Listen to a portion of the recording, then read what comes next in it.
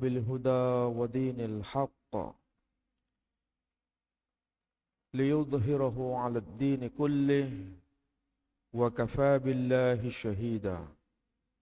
أشهد أن لا إله إلا الله وحده لا شريك له وأشهد أن محمدا عبده ورسوله لا نبي بعده. قال الله تعالى في القرآن العزيز: أعوذ بالله من الشيطان الرجيم. بسم الله الرحمن الرحيم.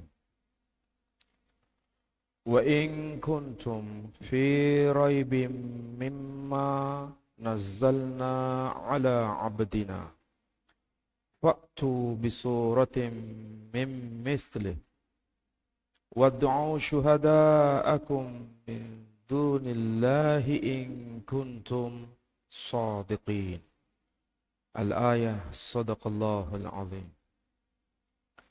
Saudara-saudara, Bapak Ibu sekalian yang saya hormati, alhamdulillah ba'da salat subuh ini kita bisa ta'lim bersama, mentadabbur ayat-ayat Allah. Mudah-mudahan kita semua mendapatkan maghfirah dan rahmah dari Allah Subhanahu wa taala. Bapak Ibu sekalian, Al-Quran sebagai kitab suci yang diimani oleh kaum muslimin, sekarang ini menjadi daya tarik bagi banyak orang, terutama bagi non-muslim, dan mereka adalah para ilmuwan atau akademisi. Saya ambil contoh saja dua orang. Yang pertama adalah Profesor Gabriel Said Renault. Dia menulis buku judulnya Quran and Biblical Subtext. Seorang guru besar di Notre Dame University di Amerika. Yang kedua, Profesor Arthur Jeffrey. Dia menulis buku The Foreign Vocabulary of the Quran.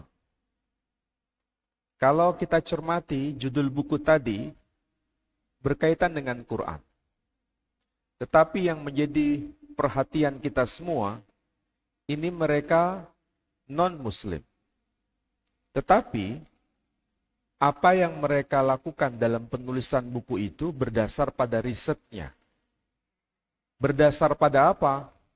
Berdasar pada salinan-salinan Quran yang telah beredar di berbagai tempat, dan itu ditulis manual, bukan dicetak. Yang dimulai dari abad yang paling awal, abad ke-7, 8, 9, 10, 11, sampai abad yang ke-21. Semua sudah dihimpun dan dijadikan bahan penelitian. Yang menjadi penting dari buku-buku itu, pola penulisan Quran ternyata ada semacam konsistensi. Maksudnya apa? Cara menuliskan kata demi kata yang termaktub di dalam Quran ada semacam keseragaman. Saya ambil contoh. Di surah Al-Baqarah, surah yang kedua, ayat yang ke-29 itu ada ayat yang berbunyi demikian. Huwallazi khalaqa lakum ma fil ardi jami'a thumma istawa ila as-sama'i fasawwahunna sab'a samawat wa huwa bikulli syai'in alim. Kalau ayat itu diterjemahkan secara harfiah, Dialah Allah yang telah menciptakan bagi kalian, wahai manusia, ma fil ardi jami'a. Apa saja yang ada di bumi, semuanya. Thumma stawa ilas sama'i fasawwahunna. Kemudian Allah menuju pada penciptaan langit. Fasawwahunna. Lalu kemudian Allah menyempurnakan langit-langit itu. Pertanyaannya sekarang, siapa yang menciptakan bumi dan langit? Jawabannya Allah. Kedua, berapa jumlah langit yang diciptakan oleh Allah? Satu atau banyak? Jawabannya banyak. Itulah kemudian redaksinya berbunyi fasawwahunna. Lalu Allah menyempurnakan. Hunna berarti jamak. Berarti langit-langitnya banyak. Tapi banyaknya ini bukan informasi global. Profesor Arthur Jeffrey itu bukan hanya menguasai bahasa Arab, tapi dia menguasai bahasa-bahasa Timur Tengah yang lain, terutama bahasa Ibrani.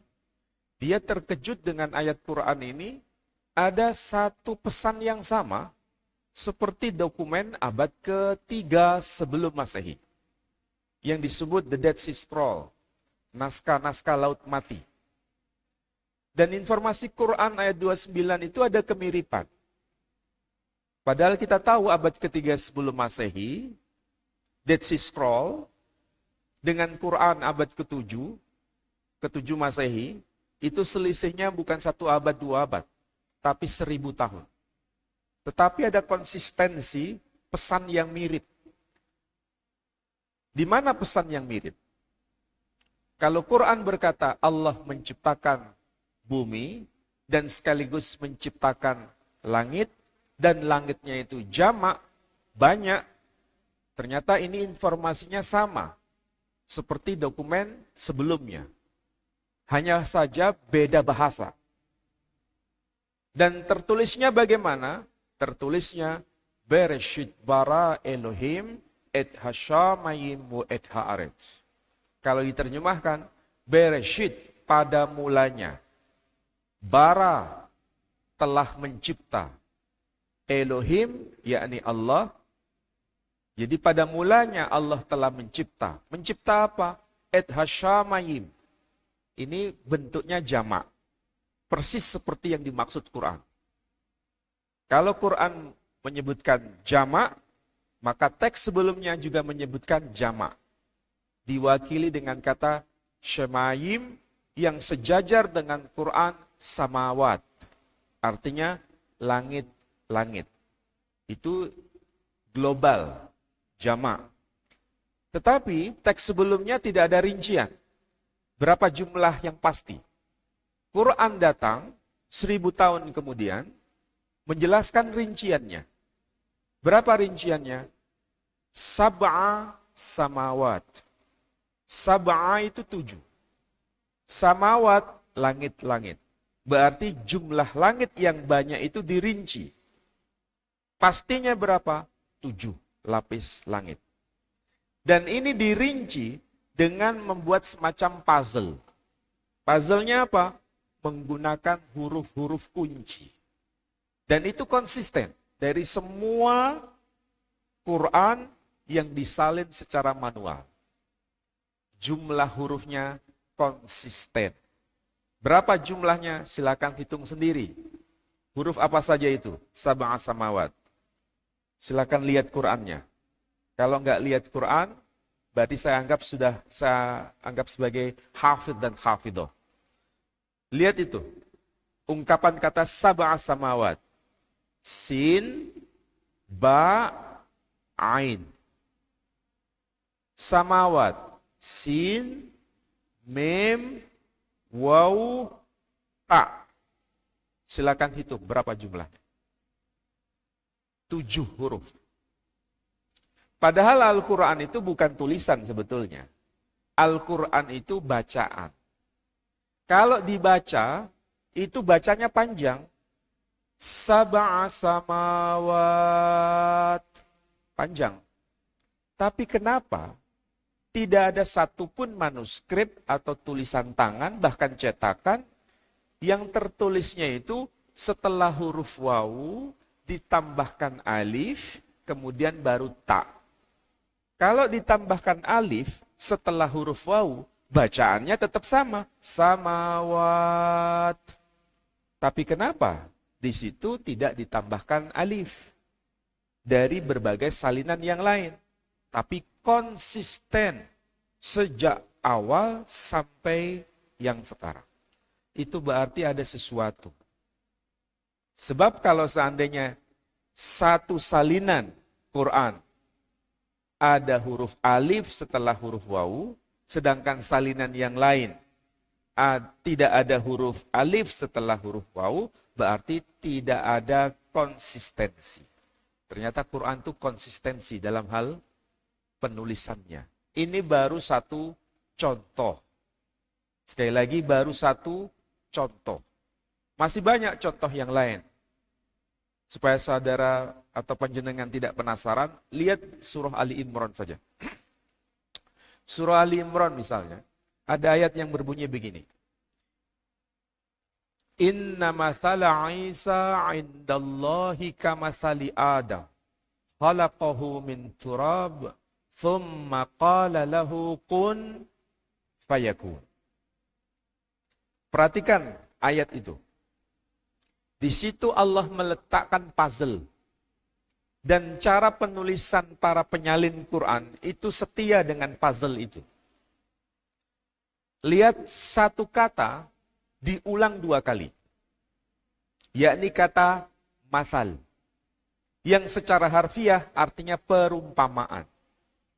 Seandainya satu kata itu dicopot dari ayat tersebut, dan hanya ditulis sekali saja, maka maknanya sebenarnya tidak berubah.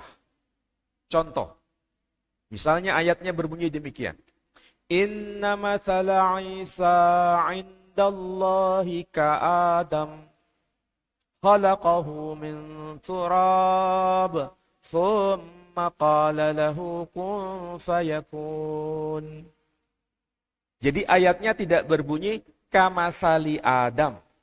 Tapi seandainya ditulis ka Adam, masalnya hilang, tidak mengubah makna. Ibaratnya, kalau diterjemahkan, maksudnya sama. Hanya saja satu kata hilang. Yakni kata masal.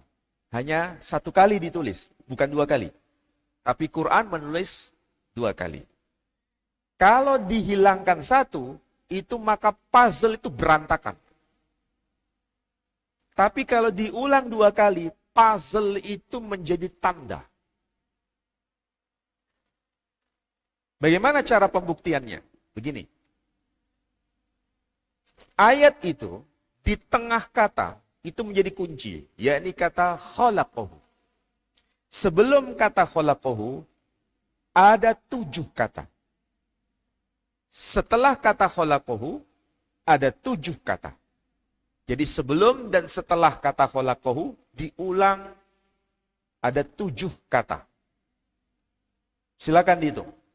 Inna mathala Isa indallah kamathali Adam. 7 kata. Baru kemudian khalaqahu di tengah. Min turab thumma qala lahu kun fayakun. 7 kata. Seandainya kata masal itu hilang, maka bukan 7, tapi 7, 6. Nggak imbang. Perimbangan kata demi kata, sebelum dan setelah kata khalaqahu, sejajar dengan pengulangan 7 huruf yang menandai 2 nama. Sebagaimana pengulangan kata masal 2 kali. 2 nama itu siapa? Pertama, Adam. Kedua, Isa. Adam dan Isa, kalau di total jumlahnya, hurufnya 3 ditambah 4. Isa itu 4 huruf. Adam 3 huruf. 3 tambah 4 berapa? 7. Jadi ini pola keseimbangan. Inilah puzzle Quran. Sehingga tidak salah bila Allah berkata, jika kalian ragu terhadap apa yang telah kami turunkan kepada hamba kami, yakni Muhammad sallallahu alaihi wasallam, fa'tu bisurah, buatlah satu surah mim mithlih, sebagaimana surah yang termaktub dalam Quran. Wad'u syuhada'akum, serulah para penolong kalian, min dunillah, selain dari Allah, in kuntum shadiqin. Intinya Bapak Ibu sekalian, Quran tidak bisa ditambah satu huruf, tidak bisa dikurang satu huruf. Kalau semua itu digeser-geser, ditambah, dikurang, maka puzzle-puzzle itu hilang. Dari sinilah kita bisa mengerti bahwa para penyalin Quran itu sangat perhatian dengan masternya Quran. Masternya tertulis bagaimana, ditulis seperti itu, tidak diubah. Dan begitulah Al-Quran. Nah sekarang, dua orang yang tadi saya sebut, itu non-muslim. Ketika melihat seperti ini, itu menjadi sebuah pertanyaan besar. Berarti Quran itu disalin bukan berdasarkan sekedar yang didengar, tapi disalin berdasarkan apa yang dilihat. Sehingga tulisannya ya setia dengan masternya. Itu kesimpulan beliau berdua. Nah sekarang yang menjadi perhatian kita. Al-Quran itu, menurut informasi Quran sendiri, itu sebagai hudan. Syahrul Ramadan alladzi unzila fihil Quran. Hudan linnas. Jadi Quran itu sebagai hudan. Bagi siapa? Manusia. Kalau hudan, itu maksudnya sama dengan hidayah. Hudan, hidayah. Tapi kebanyakan kita menjadikan Quran itu hanya sebagai hadiah. Apa hadiah? Sekedar mencari pahala. Membaca Quran, mencari pahala. Padahal kita kalau usia kayak kita ini kan kebanyakan yang hadir generasi Gen X. Ini saya, jenengan semua di sini Gen X. Yang generasi Gen Z itu nggak ada kayaknya Gen Z-nya. Ini bukan Gen Z, ini Gen Alpha ini. Ini Gen Alpha, Gen Z-nya nggak ada. Oh ada satu mungkin ya. Oh itu ada. Ada Gen Z, bisa dihitung. Saya nggak tahu Gen Z-nya kenapa nggak hadir di masjid. Mungkin cara kita dakwahnya itu tidak sesuai dengan yang mereka mau. Maunya mereka sesuatu yang lain. Nah itu yang harus kita cermati. Untuk generasi Gen X, ini paling tidak ini pesan. Kita harus menjadikan Quran itu sebagai hidayah dan sekaligus sebagai hadiah. Ya, kalau hadiah itu membaca Quran satu huruf, sekian pahala. Itu sudah umum. Para ustadz, para kiai sudah menyampaikan itu. Satu huruf diganjar sekian. Quran berapa huruf? Nah, itu diganjar dikali berapa. Ya, betul. Itu tidak salah. Tetapi jangan sekedar konsentrasi itu. Jangan sekedar mencari hadiah. Tapi sekaligus mencari hidayah. Kalaupun mencari hadiah, itu ternyata kita ini hanya fokus di bulan Ramadan. Setelah Ramadan selesai, Quran ditutup dan ditaruh di atas lemari. Tidak menjadi kebiasaan harian. Padahal Quran itu bagi generasi Gen X itu yang pertama sebagai investasi taklim Quran. Maksudnya apa? Kita yang Gen X ini harus punya komitmen investasi taklim Quran. Maksudnya apa? Membaca Quran menjadi tradisi harian. Baik itu di rumah pertama atau rumah kedua. Rumah pertama itu mana? Rumah yang kita jadikan tempat tinggal. Harus menjadi tradisi harian, membaca Quran itu. Kalau yang fasih, satu hari bisa satu juz. One day, one juz. Tapi kalau tidak fasih, juga tidak harus one day, one juz. Bisa seperempat juz. Bisa sepertiga juz. Kalau tidak mampu 1/4 juz atau 1/3 juz, bisa 1 lembar. 1 lembar Quran baca di rumah, sekaligus direnungkan maknanya. Di sini barangkali ada juga terjemahan, saya tidak tahu, belum lihat. Tapi di rumah seharusnya ada yang terjemahan, supaya bisa paham maksudnya apa. Jadi selain dibaca teks aslinya, juga dipahami maknanya. Itu harus menjadi tradisi harian. 1 lembar sudah cukup. Atau kalau belum mampu juga, 1/2 lembar sudah cukup. Lalu bagaimana yang tidak fasih? Yang tidak bisa membaca lancar, terbata-bata. Kalau bahasa Jawanya grotal gratul. Itu pun harus menjadi tradisi bacaan di rumah. Meskipun grotal gratul hanya 1/4 atau 1/2 halaman sudah cukup. Yang penting apa? Ada rasa cinta membaca Quran.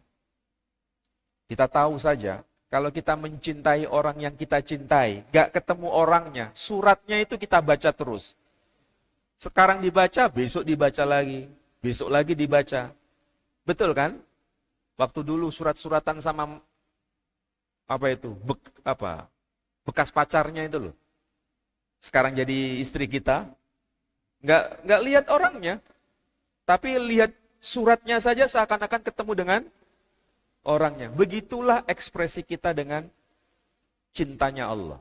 Nggak ketemu dengannya, tapi dengan membaca surat cintanya berupa Quran, sudah menjadi bagian dari kehidupan kita. Itu harus. Itu rumah pertama. Rumah kedua, masjid ini. Masjid ini harus menjadi rumah kedua. Bacaan Quran kita. Cuma sayang, itu kita tidak lakukan. Kecuali hanya di bulan Ramadan. Padahal seharusnya menjadi tradisi harian. Kalau rumah pertama kita biasa baca Quran, rumah kedua yakni masjid juga baca Quran, rumah ketiga kita nggak bisa baca Quran lagi. Rumah ketiga itu yakni alam kubur kita nanti, kita nggak bisa baca Quran. Kita hanya bisa ditemani Quran. Menjadi penerang di alam kubur kita. Kalau rumah pertama kita tidak akrab Quran, rumah kedua tidak akrab Quran, maka Quran tidak akan menjadi teman di rumah ketiga kita. Dan semua tergantung kita semua. Jadi yang menentukan Quran membersamai kita di rumah ketiga, tergantung kebiasaan kita di rumah pertama dan di rumah kedua. Nah, masalahnya, sudahkah kita menjadikan itu sebagai tradisi kita? Rata-rata kita ini setia atau malas? Hah? Setia atau malas? Malas. Baca Quran saja sudah malas. Padahal itu investasi nomor 1 untuk generasi Gen X. Kayak kita ini. Kedua, investasi yang kedua. Investasi yang kedua adalah investasi masa otot. Tahu maksudnya? Investasi kesehatan. Investasi kesehatan yang lebih penting adalah masa otot. Jenengan saya kira lebih mahir dibanding saya. Kita ini kalau olahraga, itu setia atau malas? Hah? Kita ini loh, generasi Gen X ini loh. Rata-rata setia atau malas? Malas. Padahal kita harus tahu, otot kita ini, terutama otot kaki, kalau nggak pernah dilatih, lalu yang terjadi apa dampaknya? Otot lama-lama mengecil, akhirnya mengkeret. Padahal otot itu punya keinginan agar dikembangkan. Bagaimana cara mengembangkan otot? Angkat beban. Kesalahan kita itu jalan sekian kilometer. Lari sekian kilometer. Tapi lupa tidak angkat beban. Padahal angkat beban dengan lari itu jauh antara langit dan bumi. Kita percuma lari, percuma jalan sekian jauh, Justru itu akan, saya menggunakan bahasa agak ekstrim, memperkosa tulang. Kalau tulang itu dibungkus oleh otot, sementara kalau ototnya semakin kecil mengkeret, maka yang bekerja keras itu tulangnya. Akhirnya tulang jadi keropos. Seharusnya yang paling penting itu angkat beban.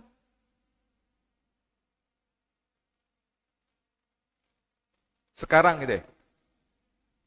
Coba pilih di antara dua. Naik gedung, ada lift, dan satunya lagi ada tangga. Sampean pilih mana? Hah? Kebanyakan kita ini milih lift. Padahal itu pilihan yang salah. Saya di kampus C itu kan sampai 5 lantai. Itu ada lift memang, tapi sekaligus disediakan apa? Tangga. Saya nggak mau pakai lift. Lantai 3 saya naik dengan tangga. Dan cara naiknya bukan begini. 1 kaki naik lagi. 1 kaki naik lagi. Ini cara naik yang salah. Yang betul naik itu 1, 2, 1, 2, 1, 2. Terus, turunnya begitu. 1, 2, 1, 2, begitu. Jangan turun 1, berhenti. 1 lagi, berhenti. Ini bukan cara yang benar. Dan itu harus dilatih.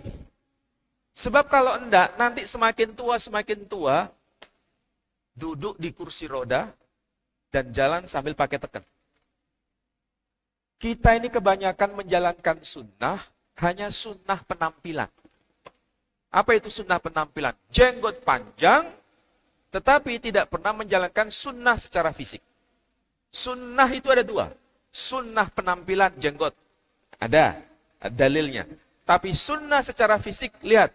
Ketika haji atau umrah, bagi laki-laki, menampakkan ini enggak? Atau ditutup? Harus ditampakkan. Untuk menunjukkan apa? Kekuatan. Fisik. Para sahabat tuh fiksnya kuat-kuat. Nabi mengajarkan apa? Renang. Apalagi? Berkuda. Itu simbol. Simbol apa? Fisik. Makanya sekarang itu, lansia-lansia, sudah ada yang namanya program apa? Program apa? Latihan beban. Latihan beban terutama kaki. Jadi percuma sampean minum susu etawa, susu macam-macam itu. Tapi kalau otot ini nggak dilatih, nggak ada efeknya, nggak ngefek. Coba ya, nanti kalau panjenengan sholat pakai kursi, latihan deh. Naik, turun, squat dulu. Tahu squat? Nah, itu harus dilatih. Karena apa? Jenengan tahu sendiri. Saya pernah ngaji di sini, selama setahun itu hampir setahun, saya pakai egrang kan?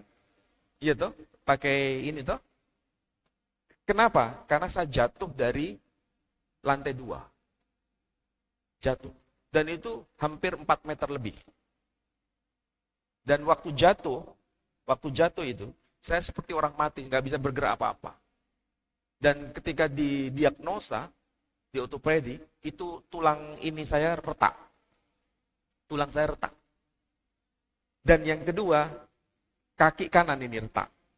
Tapi sebelum diperiksa, ya, saya itu nggak tahu.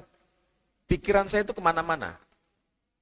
Nggak bisa begini, nggak bisa begitu ya. Namanya wajar, nggak pernah mengalami itu. Ketika diperiksa oleh dokter di kampus saya di UNER, dokternya itu heran. Heran. Ini Bapak dari pengalaman pasien-pasien saya sebelumnya. Seharusnya kaki Bapak itu remuk. Seharusnya. Tapi saya heran, kenapa Bapak kok kakinya nggak remuk? Yang namanya saya nggak ngerti kedokteran, ya pelunga-pelungu kan saya. Terus, saya nggak jawab sebetulnya. Yang jawab dokternya sendiri. Bapak melakukan aktivitas apa? Apakah olahraga? Saya jawab, iya dokter. Itu yang menyelamatkan Bapak.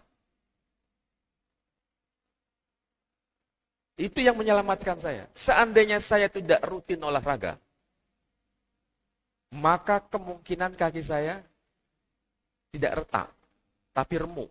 Tapi saya hanya retak. Dan ini juga retak. Sekarang sudah kembali. Karena apa? Saya selalu latihan beban. Latihan beban. Sampai ini. Sampai hari ini. Dan saya harus komitmen itu. Karena saya punya tujuan. Satu, saya ingin gendong cucu saya ketika saya sudah berumur. Dan bisa lari-lari sama cucu saya. Itu komitmen saya. Kedua, saya ingin tetap berdakwah sampai akhir hayat saya. Kan tidak mungkin saya ingin berdakwah tapi di kursi roda. Iya kan? Saya harus bisa jalan. Itu komitmen. Jadi semua itu tergantung dari apa? Komitmen. Jadi mumpung kita ini masih bisa jalan, masih bisa aktivitas, cobalah. Nggak usah ekstrim-ekstrim. Naik tangga ini kan bisa pakai latihan tuh, naik tangga itu. Naik tangga masjid itu loh. Kan bisa latihan tuh. Yang penting ini kaki gerak. Jangan dimanja kaki itu. Kita kan maunya sholat itu sempurna kan? Bisa ruku, bisa sujud. Sampean pilih mana? Sujud hanya sekedar dalam posisi duduk atau sujud sampai dahi ke tanah? Mau mana sampean? Mau dahi ke tanah kan? Maka harus kaki ini kuat. Kaki, otot yang paling besar itu adanya di kaki. Dan semua tubuh kita ini ditopang oleh kaki. Kalau kaki nggak dilatih ototnya, maka dia semakin mengecil, tubuh semakin membesar, bahaya. Makanya kesalahan kita ini manajemennya kelirunya di 3 poin. Seharusnya yang betul itu ya, kurangi karbo. Karbo itu apa? Nasi. Nasi itu sedikit saja, nggak usah banyak-banyak kita ini. Kurangi karbo. Kedua, perbanyak protein. Protein itu di mana? Ya ada di ayam, ada di daging. Wah nggak mampu Ustaz beli itu. Ada yang paling sederhana. Apa itu? Tempe. Tahu tempe? Itu protein. Cuma salahnya kita ini tempe itu digoreng. Seharusnya tempe itu mentah. Kalau saya sudah biasa tempe itu mentah, saya makan biasa tempe. Kadang kalau kepingin lebih enak lagi, saya campur dengan apa? Kurma. Tempe campur kurma itu enak loh. Coba sampean. Nanti kalau pulang ambil tempe sama kurma. Jadi satu. Ada rasanya. Dan itu bagus. Jadi kurangi karbo, perbanyak protein, dan kontrol lemaknya. Sampai hari ini alhamdulillah penyakit tidak ada dalam diri saya. Saya sudah cek. Sampai hari ini. Padahal sampean tahu usia berapa saya sekarang? Kira-kira usia berapa? Hah? Saya 54. Saya 54. Tapi orang banyak yang mengatakan baru 40, baru 45. Baru saya 54. Saya kepingin ngomong cucu, kepingin dakwah sampai nyawa lepas dari raga saya. Itu harus komitmen di situ. Jadi yang pertama investasi Quran. 2 investasi kesehatan. Ketiga, nah sampean tuh kayaknya sudah mapan di sini. Investasi masa tua. Apa itu? Dana pensiun. Salah satunya apa itu? Kos-kosan ini kan. Jadi nggak tergantung pada anak nanti. Kita akan berpisah dengan anak kita. Meskipun kita nggak punya kos-kosan, nggak apa-apa. Yang penting apa? Punya saving di rumah. Kalau ada apa-apa, nggak butuh minta anak. Tapi kita sudah ada cadangan sendiri. Itu harus dipersiapkan. Kalau sudah begitu, hidup kita ini salam. Makanya kita berdoa itu apa? Allahumma antas salam wa minkas salam. Dan seterusnya, dan seterusnya. Itulah nikmatnya hidup. Jadi agama itu punya apa ya? Sesuatu yang penting di sini. Nah itu tadi. Sebetulnya 3-tiganya itu bisa kita lakukan. Masalahnya kita ini MALAS. malas kita ya. Malasnya di situ. Ya nanti ya pesan saya. Setelah ngaji ini olahraga. Harus olahraga. Kalau enggak, manja. Sampean kalau olahraga, nggak cepet ngantuk. Tapi kalau nggak pernah olahraga, ngantuk terus. Iya, fakta real kan? Fakta real. Mudah-mudahan yang saya sampaikan ini manfaat bagi panjenengan semua. Baik, ada yang mau tanya? Ada? Kayaknya sudah pinter semua. Tinggal dilaksanakan ya. Baik ibu-ibu maupun bapak-bapak, tolong laksanakan. Penting bapak. Bapak ibu penting. Satu, Quran. Itu nanti akan jadi teman kita. Di alam kubur kita. Gak usah ekstrim-ekstrim. 1/4 halaman cukup. Atau setengah halaman cukup. Kedua, olahraga. Dan yang ketiga, mulai nabung. Untuk diri kita sendiri. Supaya nanti gak ngerewu anak, kata orang Jawa. Kalaupun butuh itu, nek kepepet kepada anak. Tapi mosok sedikit-sedikit anak, nanti anak-anak itu jadi menjauh sama kita. Kita harus saving itu. Saya kira demikian, mudah-mudahan manfaat bagi panjenengan semua. Saya tutup dengan doa penutup majelis. Subhanakallahumma wa bihamdika asyhadu an la ilaha illa anta astaghfiruka wa atubu ilaik. Wassalamualaikum warahmatullahi wabarakatuh.